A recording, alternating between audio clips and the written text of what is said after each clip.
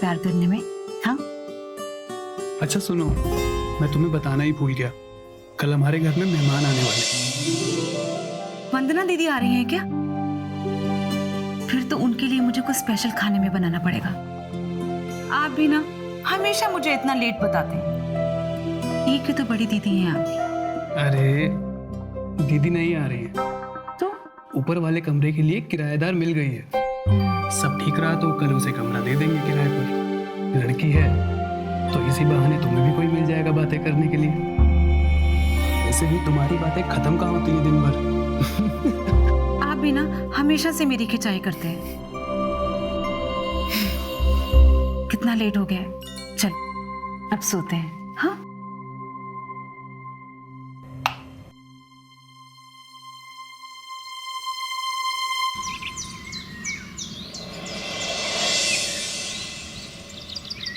देखिए शर्मा जी, हम तो मामूली से दुकानदार आदमी हैं और आप तो जानते ही हैं आजकल लोग ऑनलाइन ज्यादा शॉपिंग करने लग गए हैं। दुकानों पर उनका आना ही कहाँ होता है। आप एक काम कीजिए, आप ना डायरेक्टली शॉप पर आ जाइए, वहीं बैठ के बात हो जाएगी। ठीक है? ओके। सुरेखा,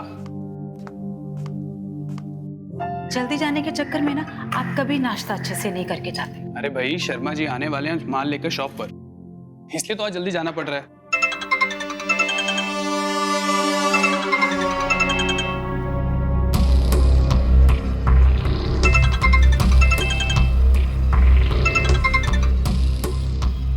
क्या कर रहे हैं आप? फोन उठा लीजिए ना। अरे भैया जमीन के पैसों के लिए फोन कर रहे होंगे, दिन रात फोन करके परेशान करते रहते मुझे। समझ नहीं आ रहा उनका मेरे को कुछ। देखिए ना, आप सीधे साधे आदमी हैं और आपके भैया तो कितने गुस्से वाले हैं। अगर उनका फोन नहीं उठाएंगे तो उनका गुस्सा 7वें आसमान पे पहुंच जाएगा। सारे फसाद की जड़ ना वो आपकी खानदानी जमीन है। बेच दीजिए उसे और दे दीजिए उनको उनके हिस्से के पैसे। देखो सुरेखा, तुम बहुत भोली हो, तुम नहीं जानती कि कुछ भैया को ना अपने हक से ज्यादा पैसे चाहिए। एक नंबर के लालची आदमी है वो, इसलिए मैं ये जमीन नहीं बेचूंगा, समझी तुम? अरे लगता है वो लड़की आ गई, हमारी नई किराएदार। चलो चलिए।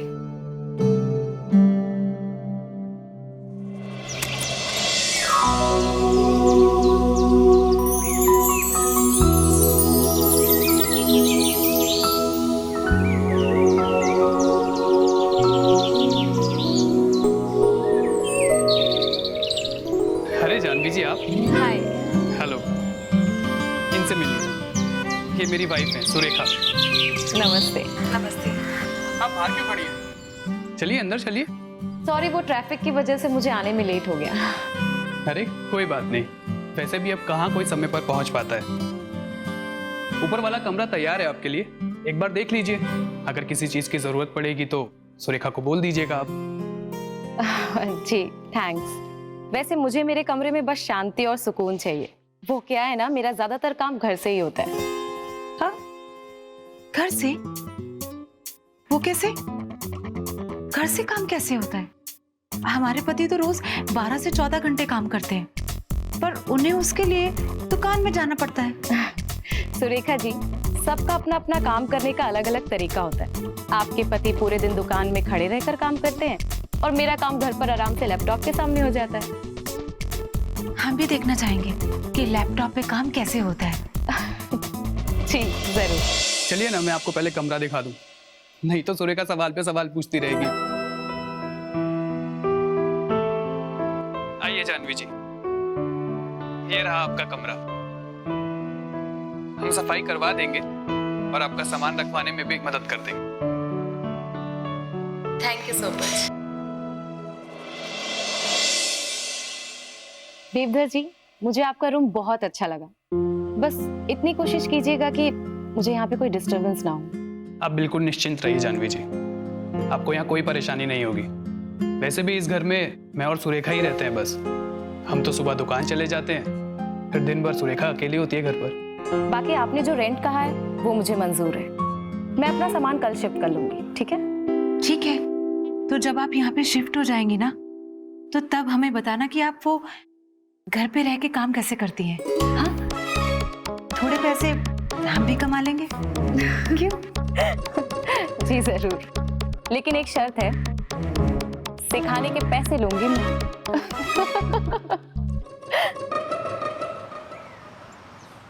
थैंक यू सो मच, आप लोगों ने मेरी इतनी हेल्प की। अरे थैंक्स बोलने की क्या जरूरत है जानवी जी, अब तो वैसे भी आप हमारे ही घर का हिस्सा है।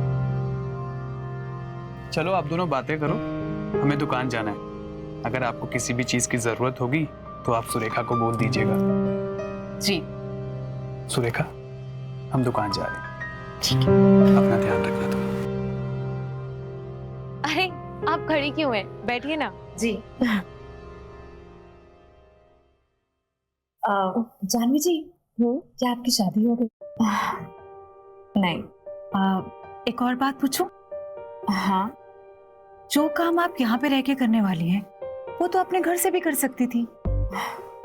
तो फिर ये कमरा किराए पे लेने की क्या जरूरत थी?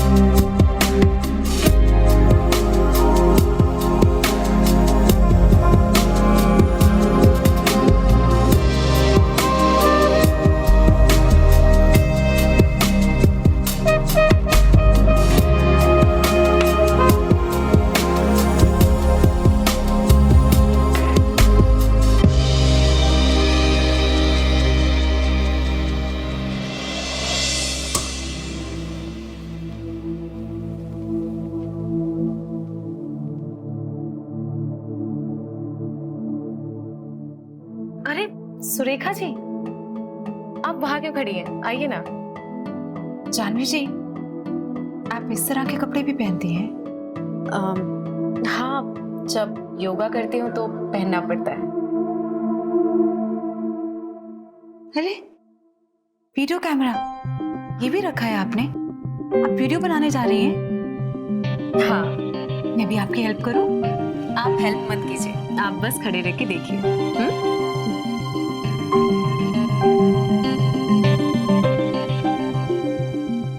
हेलो दोस्तों, मैं हूँ जानवी और मैं आप लोगों के लिए एक नई वीडियो लेकर आई। तो आज हम जानेंगे कि अपने हिप को शेप में कैसे लाएं। तो जैसा मैं कर रही हूँ ठीक वैसा ही आपको भी करना है। ओके, सबसे पहले अपने हैंड्स को स्ट्रेट करें, देन अपने लेग को stretch and slowly bend down. Take a deep breath.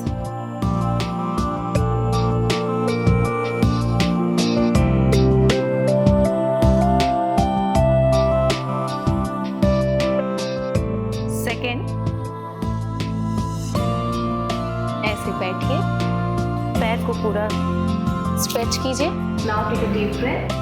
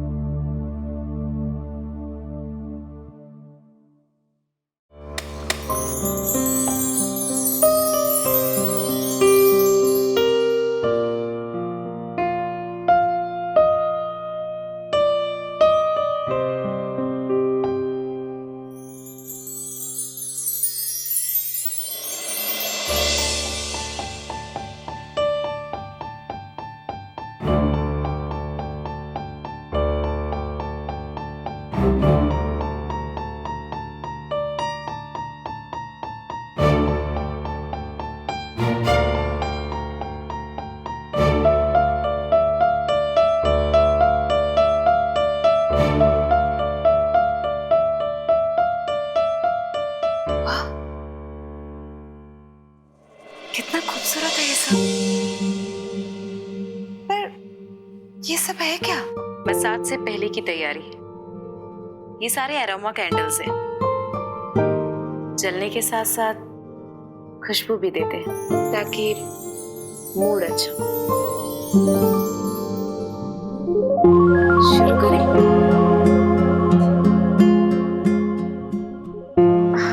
हाँ, लेकिन तुम्हें अपनी बॉडी को फ्री करना होगा। इन कपड़ों को चेंज कर लो। 1 मिनट। हाँ,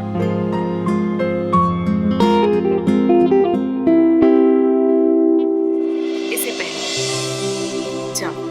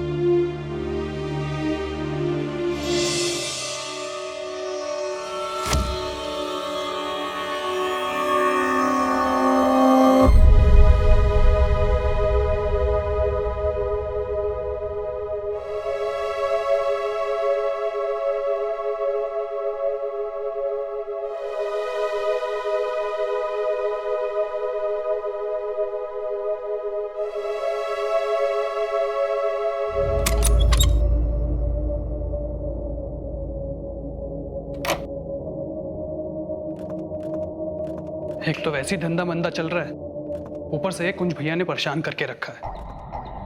उनको लगता है कि हम उनसे छोटे हैं तो उनके नीचे दब जाएंगे। उनसे डरने वाले नहीं हैं हम, दबेंगे नहीं उनके नीचे। सुरेखा, सुरेखा। ऊपर से सुरेखा भी कुछ समझ नहीं आ रहा है। दिन भर उस जानवी के कमरे में पड़ी रहती है। खुद ही जाकर के देखता हूँ।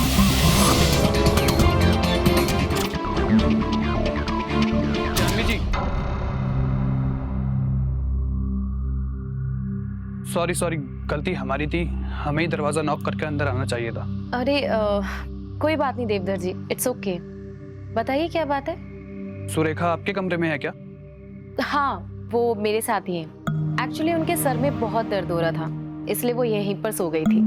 अभी वॉशरूम गई है। जैसे ही बाहर आती मैं बता देती हूँ कि आप आए। ठीक है, जैसे ही वो आए उसको बोलना कि नीचे है, मुझे उससे कुछ काम करना है।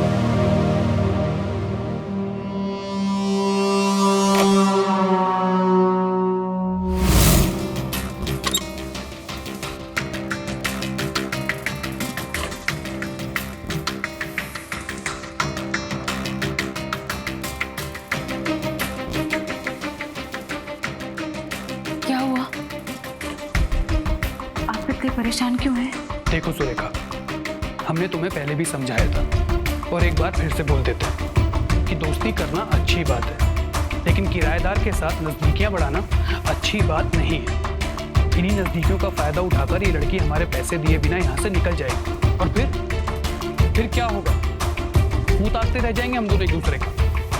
देखो, तुम बस अपने काम से काम रखो। वो लड़की हमारी रिश्तेदार नहीं है जो दिन भर तुम उसके कमरे में घुसी रहती हो। आप तो जानते हैं हम सारा दिन घर में अकेले रहते हैं, और जब आप घर पे नहीं होते बस कुछ देर जानवी जी के साथ बैठ के कुछ बातें कर लेते हैं। कुछ देर सुरेखा, मैं जब भी घर आता हूँ तुम उसके कमरे में ही रहती हो।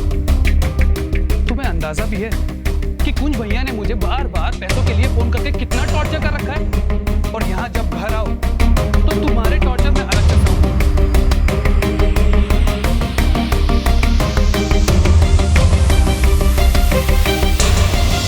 तुम खाना लगाओ, हमें भूख लगी है, हम फ्रेश होकर आते हैं।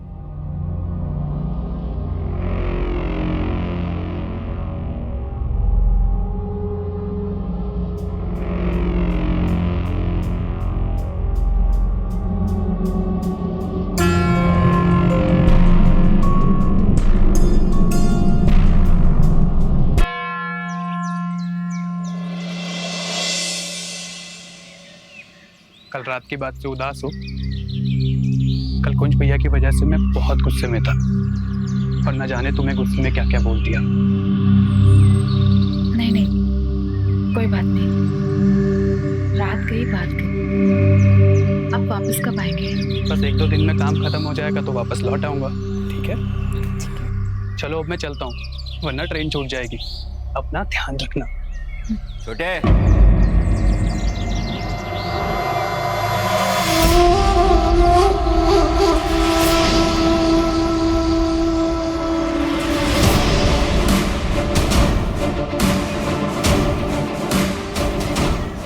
अब यहाँ क्या करने आए भैया? सुन, जाने से पहले ना हिसाब करके जा। मैंने तुझे कुछ बोला था ना और तूने अब तक नहीं किया। अब तो हद हो गई है छोटे। हद तो आपने पार कर दिया भैया। बड़े होने के बावजूद भी मुझे तेरे सामने झुकना पड़ता है। और कितनी बार बेइज्जती हो चुकी है मेरी। अब इस जमीन के पैसों के लिए मुझे घुमा मत। जल्दी से इस जमीन को बेच, 60 लाख मुझे दे और 40 को रख। 1 करोड़ की जमीन के 60 लाख आपको दे दूं और 40 हम। भैया ये आप अच्छे से जानते हैं कि जमीन हम दोनों के नाम पर बराबर में लिखी गई थी। जब तक आप ये अपने दिमाग में नहीं डाल लेते ना बात, तब तक मैं जमीन नहीं बेचूंगा। अरे जा क्यों रहे हैं? आज ही मार दीजिए ना हमको। सुनिए, काबू कीजिए अपने गुस्से में। कहा था ना हमने, हाँ, कि बेच दीजिए जमीन, उनके हिस्से के पैसे उन्हें दे दीजिए। तुम घबराओ मत सुरेखा, ये तो उनका रोज का नाटक है। मैंने बहुत देखे ऐसे पिस्तौल लेके घूमने वाले, लेकिन ऐसे लोगों को ना सबक सिखाना भी जरूरी है। तुम बस अपना ध्यान रखो, ठीक है?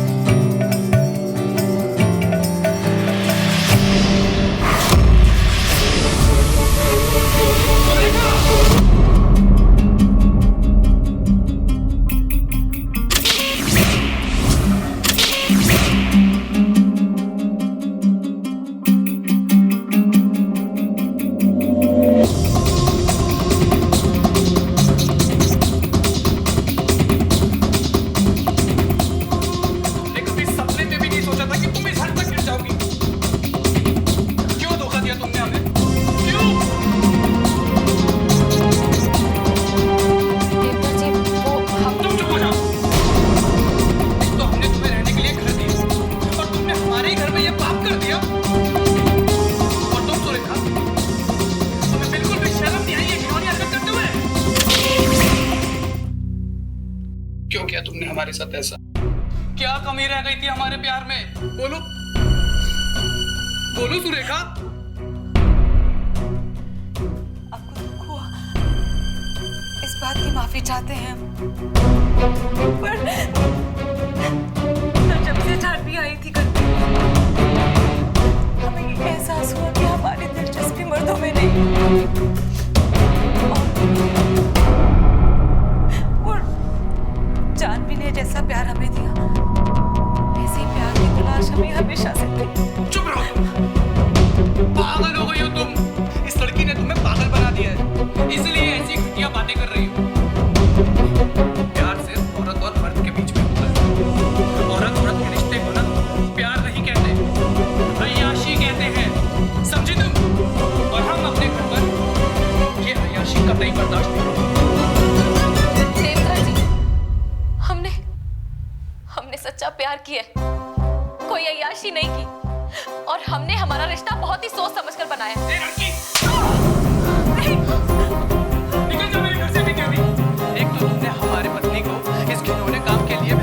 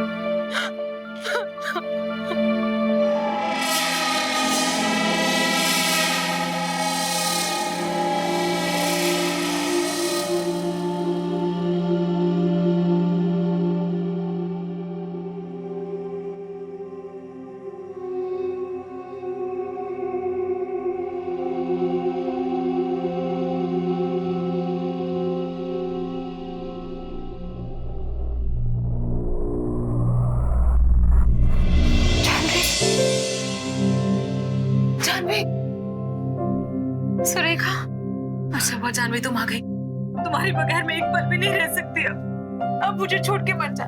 सुरेखा, मुझे भी तुम्हारी आदत सी हो गई है। देवधर के मना करने के बाद भी मैं तुमसे दूर नहीं हो पा रही। मैं तुम्हें छोड़कर कभी नहीं जाऊंगी, कभी भी नहीं। हाँ, बहुत प्यार करते हैं ना एक दूसरे को, एक दूसरे के बिना अब नहीं रह पाए। वादा करो मुझे छोड़ के अब कभी नहीं जाओगे, कभी नहीं।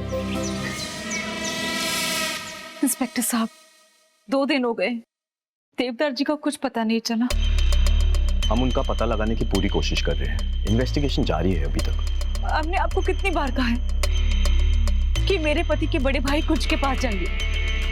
अब उसने कुछ किया होगा। उसने कई बार मेरे पति को धमकी दी थी। अरे एक बार तो बंदूक लेके घर पे आ गया था। और इंस्पेक्टर साहब, होली वाले दिन मेरे पति उसे ही मिलने गए थे। आप कुंज के पास जाइए, वहां से पता चल जाएगा कि मेरे पति कहाँ हैं। खुद को संभालिए सुरेखा जी। हमने कुंज को हिरासत में लेके पूछताछ शुरू कर ली है और मुझे पूरा यकीन है कि हमें जरूर कुछ पता चलेगा। खैर, फिलहाल मैं चलता हूँ और कुछ भी पता लगेगा तो मैं आपको कॉल करूंगा।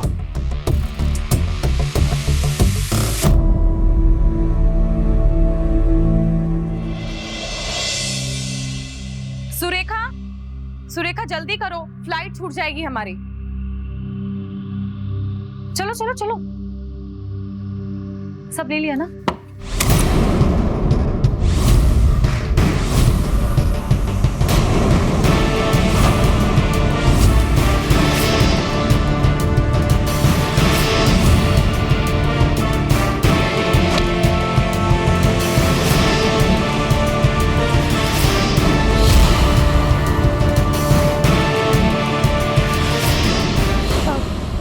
इंस्पेक्टर साहब, आप इस वक्त यहाँ?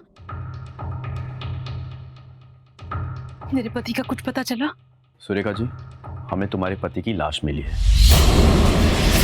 किसी ने उनका मर्डर करके उनकी बॉडी को नाले में फेंक दिया। क्या?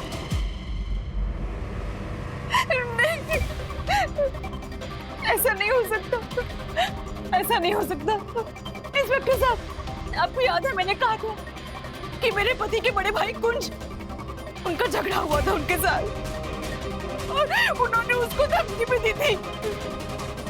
मैंने कहा था ना आपको। शक के आधार पर मैंने कुंज को गिरफ्तार तो कर लिया, लेकिन उसके बाद मुझे जो पता चला तो तुम्हारी ये सारी चालाकी मुझे समझ में आ गई।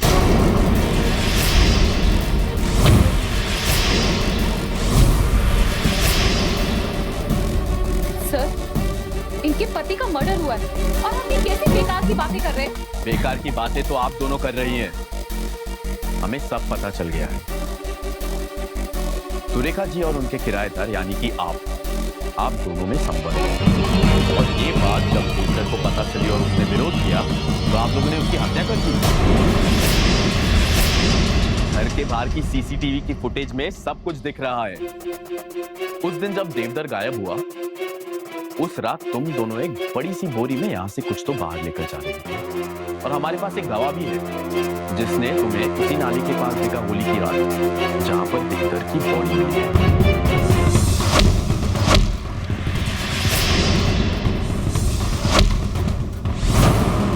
इंस्पेक्टर साहब, नहीं, हमें फंसाने की कोशिश कर रहा है कोई। ओ, मेरे पति के बड़े भाई कुंज, हाँ, उन्होंने हमें फंसाने की कोशिश की होगी ताकि पूरी जमीन जायदाद उसके अकेले के नाम हो जाए। सच कह रही हूँ मैं। अच्छा, तो फिर ये सब क्या है?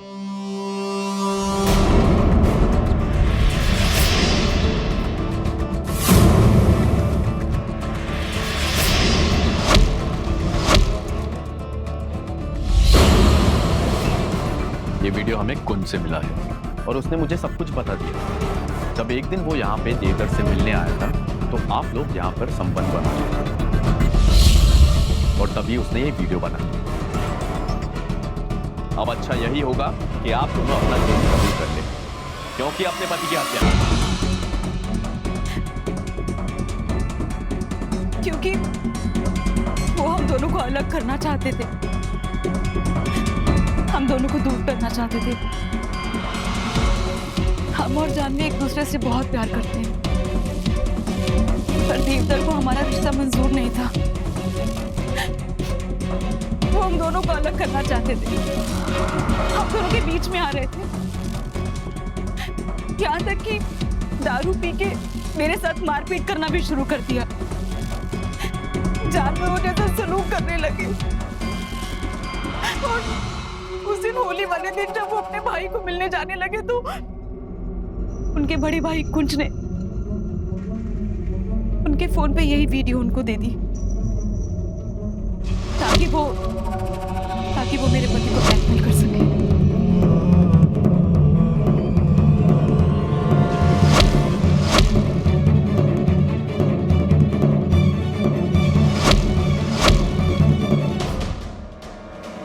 वीडियो देख लिए छोटे, अब मेरी बात को ध्यान से सुन।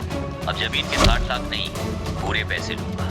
अगर 2 दिन के अंदर तूने पूरे पैसे जमीन बेच करके नहीं दिए तो ये वीडियो सोशल मीडिया पे अपलोड कर दूंगा। फिर तुझे अच्छी तरह से पता है कि तेरा क्या होगा, समझा? जिस बात का मुझे डर था वही हुआ। तुमने मेरी पूरे समाज में बेइज्जती करा दी है।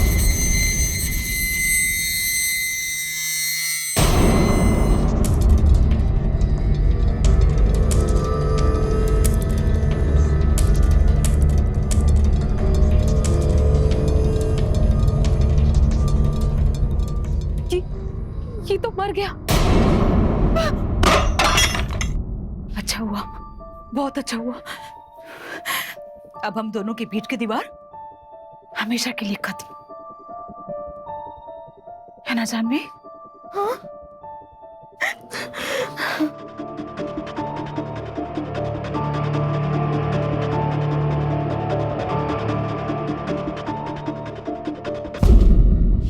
उसके बाद हमने देवधर की बॉडी को एक बड़े से बोरे में डालकर नाले में फेंक दिया। अब अपनी आगे की प्रेम कहानी जेल में चल के लिखो। ले चलो इन लोगों को।